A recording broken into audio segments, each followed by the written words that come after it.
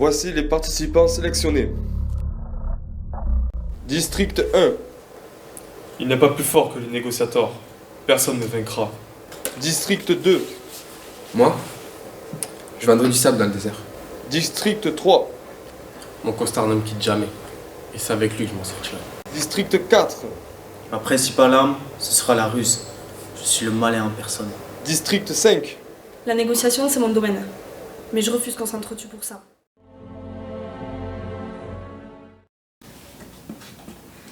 Bienvenue à l'entraînement des Hunger Games, la négociation.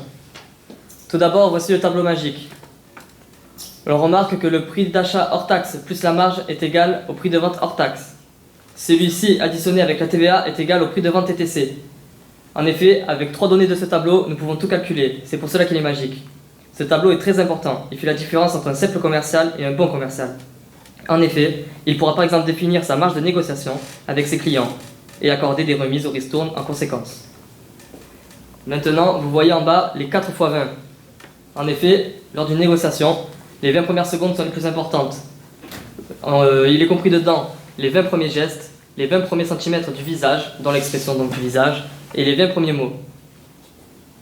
Et dans une négociation, on retrouve les phases. Il y en a 5. La numéro 1, c'est l'accueil du client. La numéro 2, la découverte du client. La phase 3, l'argumentation.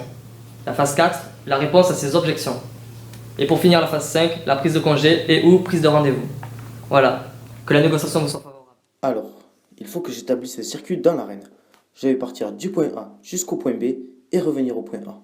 Je ferai mon circuit en zigzag, comme ça je pourrai quadriller toute l'arène. Tu travailles pas comme les autres? Regarde, on s'entraîne tous. Je parle pas avec le district 5. Mais tu sais que c'est super important de préparer sa négociation, c'est la clé de la réussite. Je suis le meilleur, mon talent me suffit. Laisse-moi maintenant, vendeuse de Pinky.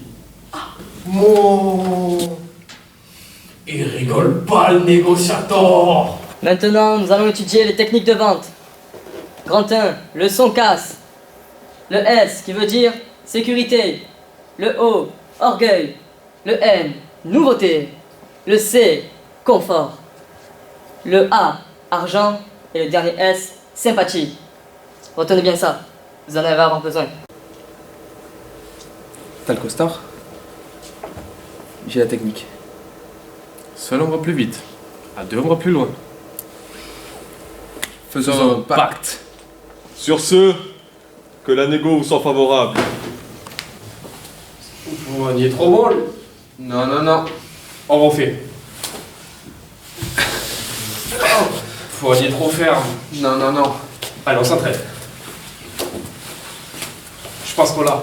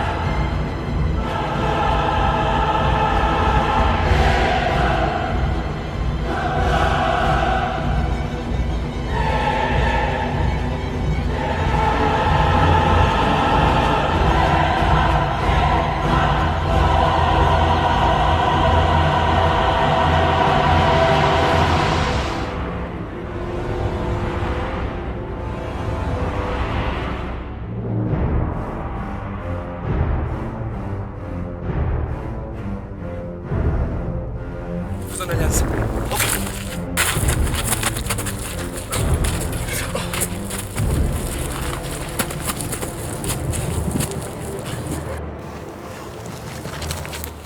Hugo! Qu'est-ce qui s'est passé? Le négociateur a failli m'avoir.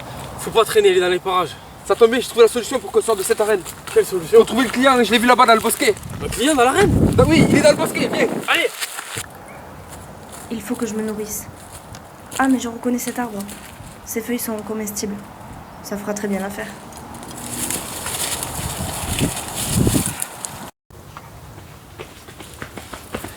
Hugo! Oui. Là-bas, je crois que je l'ai vu. Attention, c'est dangereux, Ben. Tu le vois? Regarde-le. Où ça? Là-bas. Viens. Je vois pas. Approche-toi. Où ça? Là-bas. Et oui, Hugo. Un bon négociateur ne peut pas avoir un style vestimentaire négligé.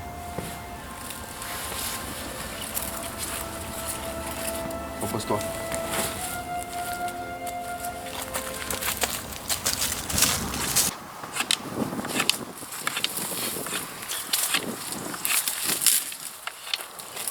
Ça y est, je me suis occupé d'Hugo. Ah, je me fabrique des armes, il reste encore le négociateur. En fait, mon mentor m'a envoyé des fridans. Il faut toujours avoir une bonne haleine face aux clients. Tiens, prends-en. Tiens la veste d'Hugo. Merci.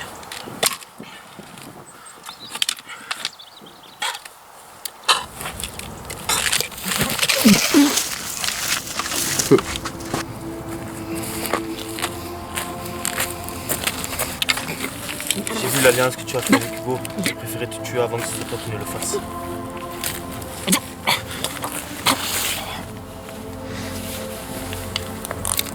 Un bon négociateur ne ment jamais, mais il doit être rusé. Il faut que je m'abrite. Tiens, un abri, ça fera l'affaire.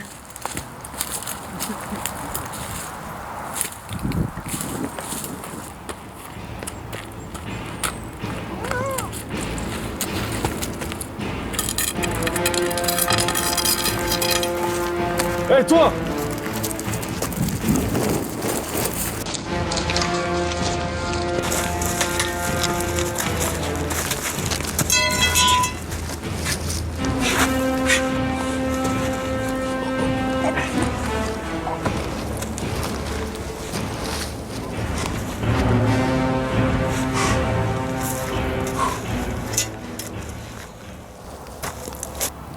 Il faut se battre pour devenir le meilleur négociateur. Merci pour tes outils. Tiens, ma carte en échange.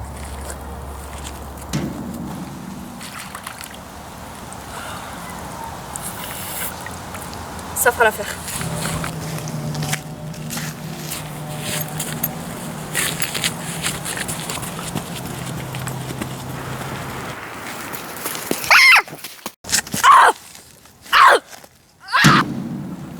Je suis désolée. Je voulais pas en arriver là. C'est pas une choix.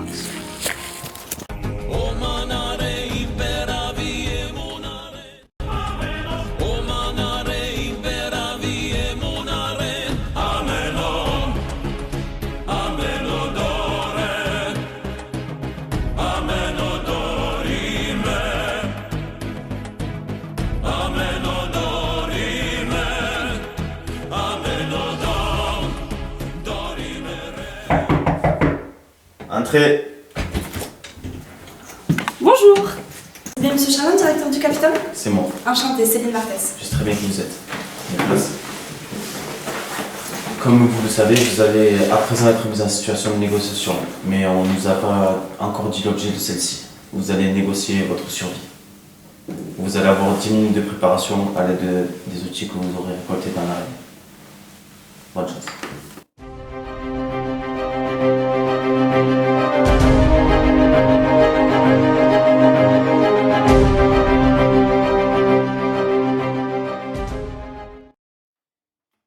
Le temps de préparation est à présent terminé, je vous laisse la parole.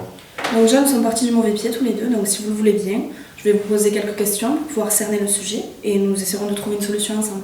Très bien, je vous écoute. D'accord, donc premièrement, quels avantages pourriez-vous tirer de ma mort? Eh bien, votre image pourrait nuire à notre système de Hunger Games que nous avons mis en place depuis très longtemps. Et cela pourrait inciter le peuple des commerçants à se soulever contre le Capitole. Mais ne pensez-vous pas que si nous collaborons ensemble, cela pourrait être évité? Nous pourrions rassurer le peuple, qui me verrait encore en vie, et ça ne ternirait pas encore plus votre image. Qu'est-ce qui vous pousse à réaliser un jeu aussi sanglant? La domination du peuple.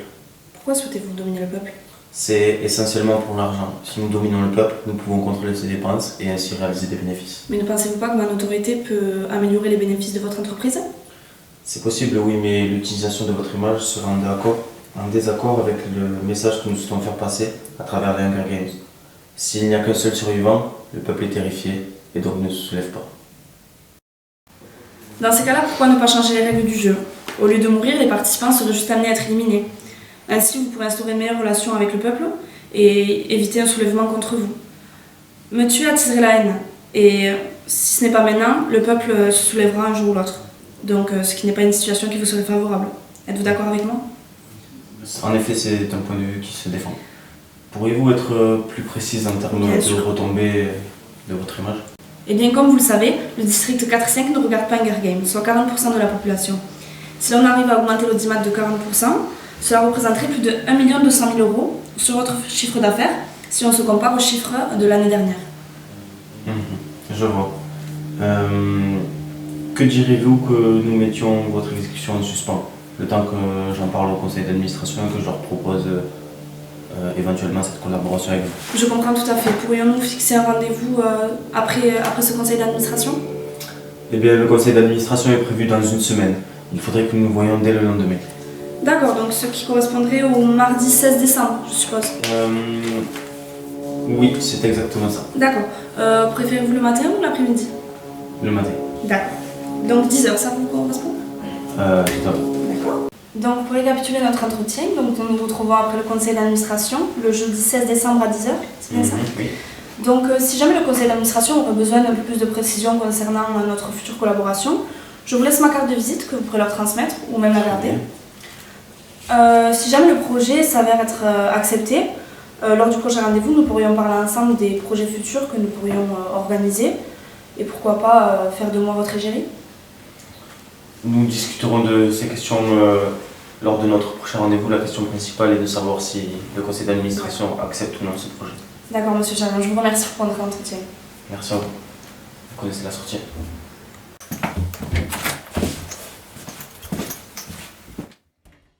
J'ai mon rendez-vous.